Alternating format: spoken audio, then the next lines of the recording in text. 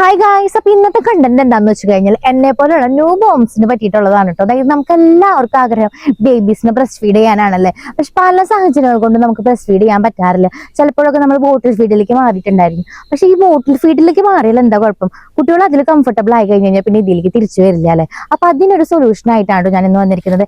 എന്റെ അവസ്ഥ എങ്ങനെയായിരുന്നു എന്ന് വെച്ച് കഴിഞ്ഞാൽ, ബേബിക്ക് എനിക്ക് ഫസ്റ്റ് പാലേ ഉണ്ടായിരുന്നില്ല കേട്ടോ. പാല് വന്ന് തുടങ്ങിയിട്ടേ ഉണ്ടായിരുന്നില്ല. അപ്പൊ ആ സമയത്ത് നമ്മൾ ഫോമുല ഉണ്ടിക്ക് കൊടുത്തിട്ടുണ്ടായിരുന്നു. അതിനുശേഷം വന്നു കഴിഞ്ഞപ്പോഴാണെങ്കിലും പമ്പ് ചെയ്തിട്ടാണ് ഉണ്ണിക്ക് പാല് കൊടുക്കുന്നുണ്ടായിരുന്നു കേട്ടോ. അപ്പൊ അവൻ ബോട്ടി ഫീൽഡിൽ ഭയങ്കരമായിട്ട് കംഫർട്ടബിൾ ആയിട്ടുണ്ടായിരുന്നു.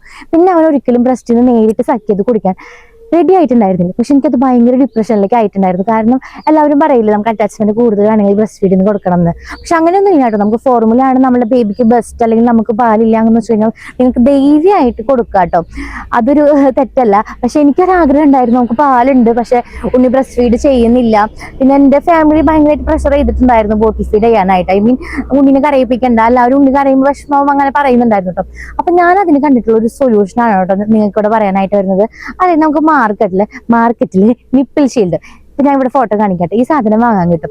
ഇത് വാങ്ങിച്ചു കഴിഞ്ഞാൽ ഏകദേശം നമ്മുടെ ബോട്ടിൽ നിപ്പിള്ള പോലെ തന്നെയാണ് ഇതിരിക്കുന്നത്. ഇത് നമ്മൾക്ക് നേരിട്ട് അറ്റാച്ച് ചെയ്ത് കൊടുക്കാവുന്നതാണ് കേട്ടോ. അപ്പൊ ഇത് ഭയങ്കര ഹെൽപ്ഫുൾ ആയിട്ടുള്ള കാര്യമാണ് കേട്ടോ.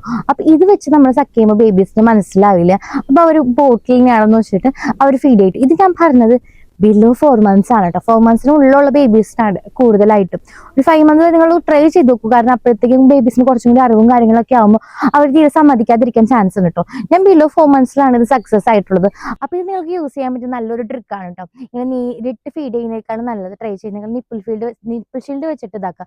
ഒരെണ്ണം വാങ്ങിയാൽ മതി കേട്ടോ. എനിക്ക് തോന്നുന്നു 200 ഒക്കെ ഉണ്ടാവുള്ളൂ ഒരെണ്ണത്തിനായിട്ട്. അത് നമ്മൾ വാങ്ങിയിട്ട് യൂസ് ചെയ്യുന്ന സമയത്ത് മാറി കൊടുക്കുക. അതേപോലെ തന്നെ ചൂടുവെള്ളത്തിലിടുക. അങ്ങനത്തെ കെയറും കാര്യങ്ങളും അതിന് വേണ്ടിയിട്ട് കൊടുക്കുക കേട്ടോ.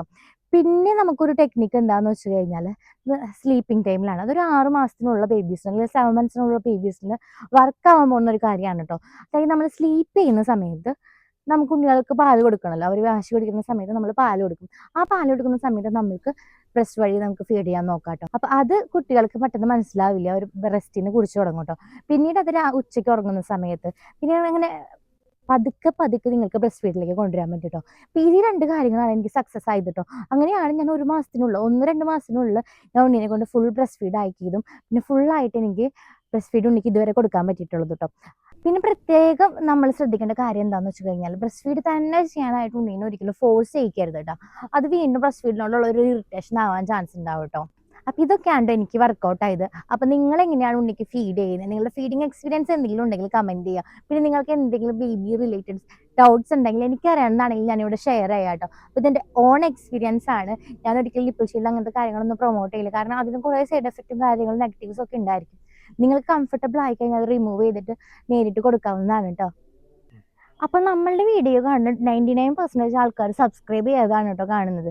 അപ്പൊ എനിക്ക് ഇതേപോലത്തെ വീഡിയോസ് വീണ്ടും ചെയ്യാൻ പ്രചോദനമാവാൻ നിങ്ങൾ ഈ ചാനൽ സബ്സ്ക്രൈബ് ചെയ്യണം. Bye bye.